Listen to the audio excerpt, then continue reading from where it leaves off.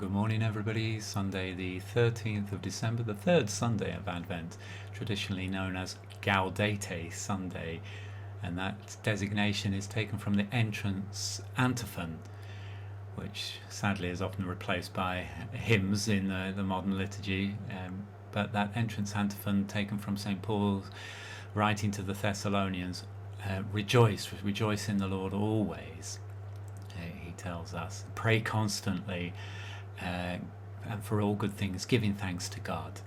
And this is the advice, the instruction that St. Paul gives to those early Christians, and it's advice and instruction that remains valid for all times. And we need to be reminded to pray constantly, to give thanks to God, and to rejoice.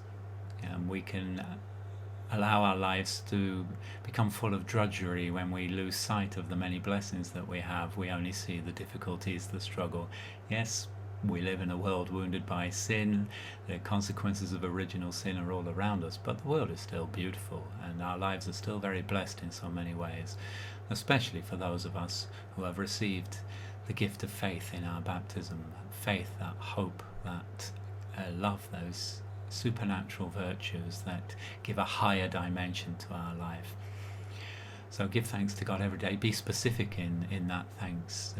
Remind yourself of the wonderful things that God has given you, mediated through the people that you love, mediated to us through this human nature, our body, our soul, our mind, which are capable of so many things, so many wondrous things that God has given to us. And if we constantly give thanks for them, we won't lose that sense of joy, which is all too easily lost if we're not careful.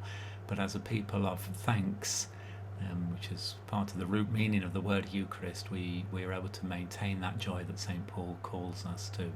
When we lose that sense of joy, our faith needs to be renewed, and Advent is a time of renewal.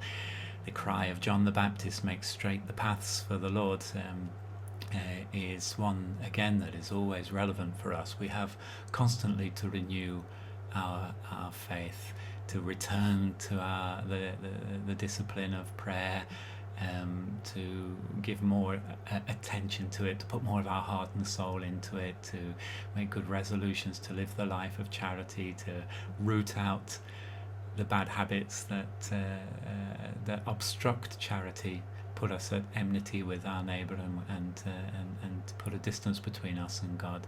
So this final week and a bit, final 2 weeks, whatever it is, of Advent, a time when we can make that extra effort to go deeper in our faith, ready to meet the Lord again as we celebrate that great encounter which God prepared for over so many centuries when the Word of God became flesh and dwelt amongst us. This week we're hoping to post on the diocesan booking site the times for the Christmas period of Masses.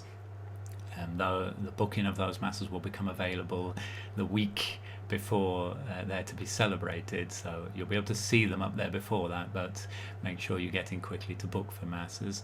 The social distancing and the fact that several parishes may remain closed over Christmas will probably create quite a demand for the Christmas Masses. It may not be possible to get to Mass on Christmas Eve or Christmas morning.